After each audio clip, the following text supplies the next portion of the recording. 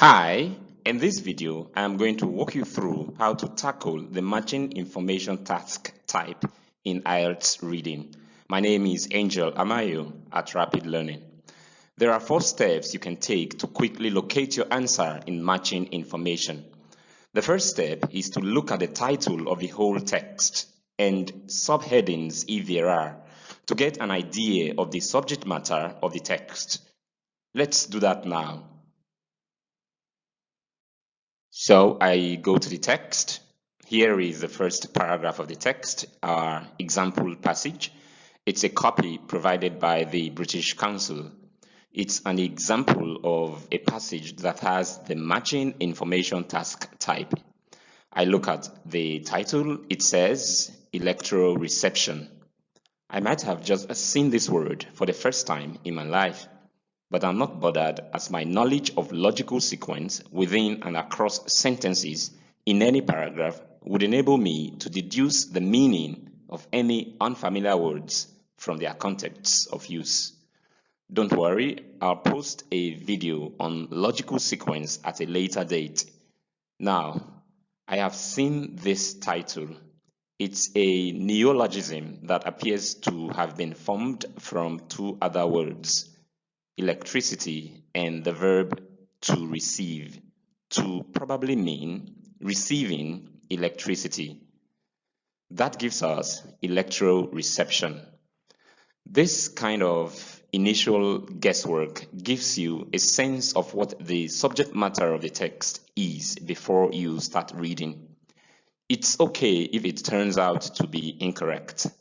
Just guessing like this puts your mind in an active state so that you are doing what we call active reading rather than passive reading.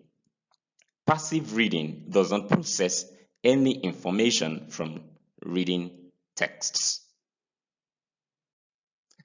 I'm now glancing through the passage from top to bottom, and I see that the paragraphs are lettered A to H, and that they have no headings. Here is paragraph E, paragraph F, paragraph G, and paragraph H. The first step is now complete. This should take only a few seconds.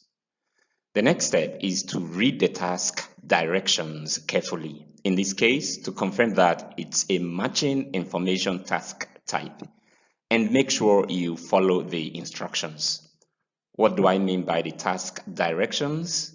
Let's take a look. Here are what I mean by the task directions. The sentences at the top. The first sentence is a statement that describes the passage. It says, reading passage 1 has 8 paragraphs, A to H, just as you have seen. The second one is a question that asks you to look for the paragraph that contains the information at each number from 1 to 6. It says, which paragraph contains the following information? The third one, the last one, tells you how you should write down your answers. It says, write the correct letter A to H in boxes 1 to 6 on your answer sheet.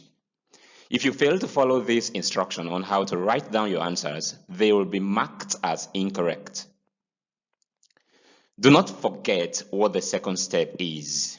It says, read the task directions carefully to confirm that it's a matching information task type. And we have just done that. The matching information task type provides a number of items or statements that have been derived from the passage. In this case, questions 1 to 6. They have been drawn from the passage. Your task is to find the paragraph where each of them comes from. Unlike matching headings, which tests your ability to identify the main points in paragraphs, this question format is designed to assess your ability to read for details. In other words, it evaluates your ability to read for specific details or information. Therefore, you will often find your answer amongst the details that support the main point.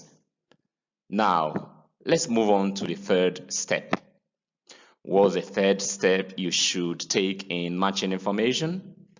The third step in tackling the matching information task type is to read the paragraph to identify the details that support its main point while recognizing the main point as well. Now, let's go to the paragraph to identify the details that support its main point. I go to paragraph A. I read into the paragraph. It says, "Open your eyes in seawater, and it is difficult to see much more than a murky, blurry green color. Sounds, too, are garbled and difficult to comprehend.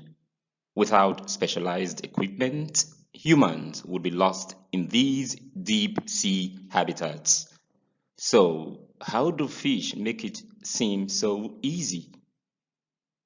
I do not find the main point of this paragraph until I get to this third sentence that contains this question, which asks, "How do fish make it seem so easy?" In other words, what makes it easy for fish to find their way in deep sea habitats? As I come across this question, I should guess that the purpose of this paragraph is to raise the question and provide an answer to it. I am able to make this guess correctly because I am familiar with this method that is commonly used in paragraphs to introduce the main point. I instantly expect to find the answer in the next sentence or sentences, and I do. It says much of this is due to a biological phenomenon known as electroreception, the ability to perceive and act upon electrical stimuli as part of the overall senses. Again, remember the question that the paragraph raises? How do fish make it easy to find their way in deep sea habitats? And the answer comes in the next sentence, saying, much of this is due to a biological phenomenon known as electroreception, which is then defined as the ability to perceive and act upon electrical stimuli as part of the overall senses. At this point, we now know that the writer raised the question about the phenomenon of electroreception because he was going to provide a definition for it, which we have now taken as the main point of the paragraph. As expected, after the main point of a paragraph, details should follow. And the last sentence of the paragraph provides two details using a complex sentence, which says, this ability is only found in aquatic or amphibious species because water is an efficient conductor of electricity. This complex sentence gives us two details, namely, one, the type of animals that have electroreception. We find this information in the main clause of the sentence, which says, this ability is only found in aquatic or amphibious species. And then the second detail is given in the subordinate clause within the same sentence. And it's an adverbial clause of reason. It gives a reason. It says, because water is an efficient conductor of electricity. So at this point, we have attained a complete understanding of the paragraph. And the understanding is that electroreception, the ability to perceive and act upon electrical stimuli as part of the overall senses, is found in aquatic or amphibious species. And it is found in such aquatic or amphibious species because water, where they dwell, is an efficient conductor of electricity. You need to spend an average of 1 minute to read and reach a clear understanding of each paragraph for this question type in order to beat the clock.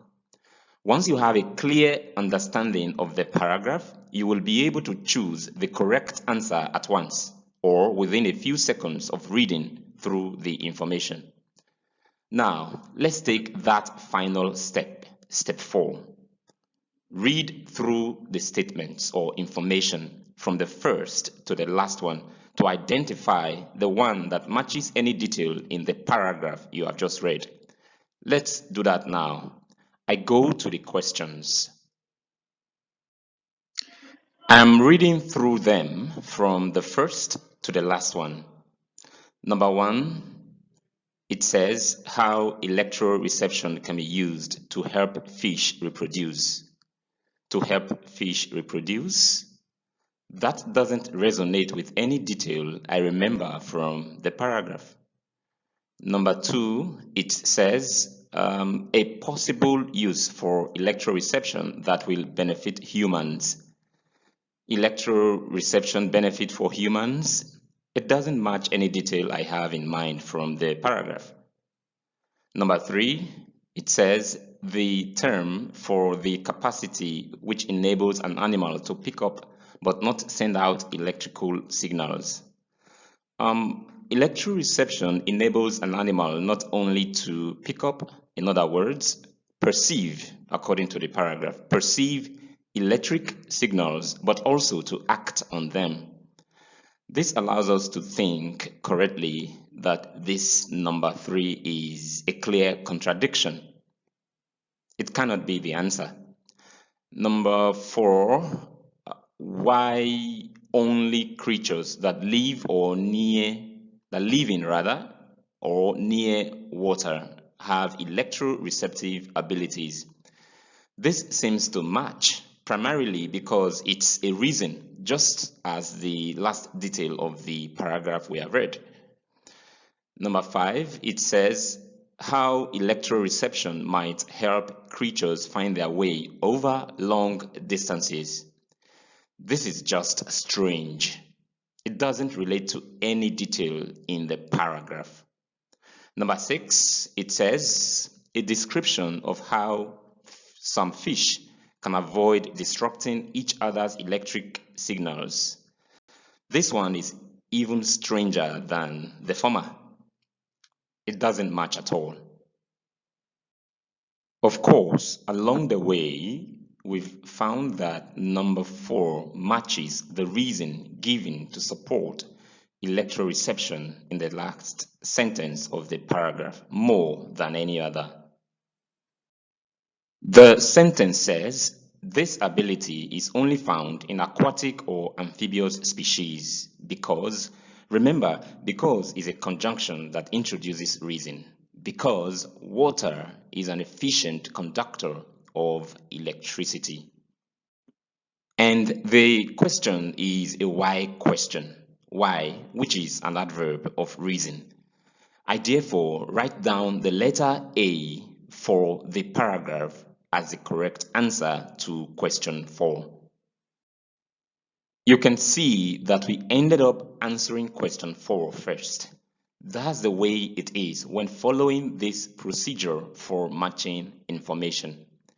There is another method for tackling this question format, but most of my students, after students that I teach, do say this method works best for them. So seek no other method if this one works for you. That's it. You can watch this video multiple times to make sure you understand this procedure for answering this question type before proceeding to learn the next one, matching features. All right. If you have learned anything from this video, wherever you find it, please support our YouTube channel by clicking the subscribe button and by following our Facebook page. Thank you for watching this. I'll see you in the next one.